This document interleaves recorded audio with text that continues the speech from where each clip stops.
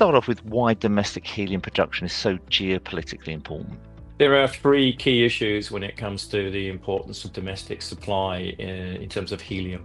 The first is very simply that it's been supply constrained for a number of periods over the last 10, 15 years. And it's actually meant that rationing of supply has occurred, which is unheard of in terms of mineral resources. So actually, particularly universities and other research institutes have found it very difficult to get supply, which is key to their research. So actually having your own supply and be able to guarantee that is important in itself.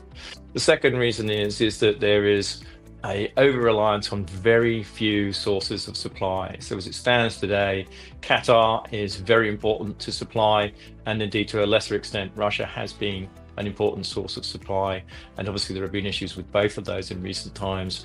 And even with the very simple issue of doing regular maintenance on projects means that they cut off supply, and it's caused significant disruption. Finally, in itself, geopolitics has come into play, and those tensions in geopolitics have caused significant problems in supply. So obviously Russia, in terms of sanctions being imposed on Russia, has been one issue, but a bigger issue is actually the supply chain from Qatar, as there have been significant disruption to transportation in the Middle East, forcing the rerouting of product. And helium is a relatively fragile product in terms of loss of supply. So the longer it is in transportation, the more product you lose, which can be very significant in itself. So all three of those issues just illustrate the need to having your own domestic supply if you need helium in your supply chain. What impact does a stable helium supply have on US power and influence? Helium is critical to several areas of cutting technology today in the US.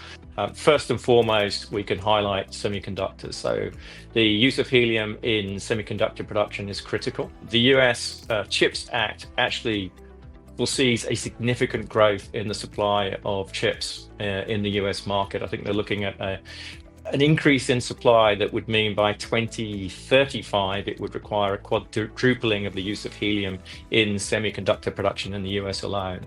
So that's very significant itself, and obviously those semiconductors are critical to cutting edge technology, be it electric vehicles, be it quantum computing, be it AI, be it a number of other new technologies that are coming forward. Helium is critical. In addition to that, you've seen increasing use in other areas, and most importantly in the space industry as well. So the US space economy is actually outgrowing the pace of growth in the US economy in itself, and it's used in rocket technologies extensively. So again, very important to that sector. Obviously SpaceX and others out there using helium today in their rockets. And a other significant area which is now growing is actually in the use of new reactors. So we're talking about new nuclear reactors, the famous modular reactors that are being looked at, and micro reactors that are being looked at today use a lot more helium than conventional technologies did. So for that sector to grow, you actually need more helium supply as well. And so actually having a secure domestic supply of helium is very important to all of those sectors. And indeed, existing sectors such as healthcare for MRI scanners, etc., it remains a very important resource. So how will PULSAR contribute to the US helium resource and independence? Our Topaz project in Minnesota has recorded very high concentrations of helium, and I think it's a standout project in that respect in North America today. And so we've seen a reduction in supply of helium in the US, and finding new sources of supply is significant in itself. But one with such a high concentration of helium, as much as 14%, recorded from the well we did earlier in the year. So in itself, that could be a significant new source of supply.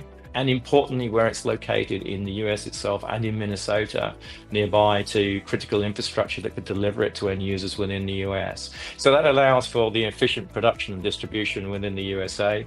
And being so near to the end users mean you lose a lot less product in terms of shipments. So it is critical in terms of developing new supply in the US.